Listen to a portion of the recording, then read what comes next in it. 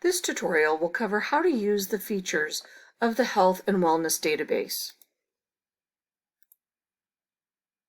You can find the Health and Wellness database by clicking on the A to Z databases link in the Quick Links box. Then click on the letter H to see all of the databases that begin with H. Then click on the Health and Wellness database. Next, you will need to scroll down and then click on the Gale Health and Wellness link.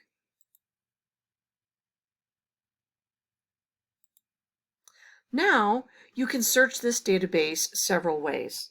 One is just by typing in the box your topic in that search box, or you can scroll down to browse by their topics. You can click on whatever you are interested in, or you can browse all 326 topics. This concludes the tutorial on how to use the Health and Wellness database. We are here for you.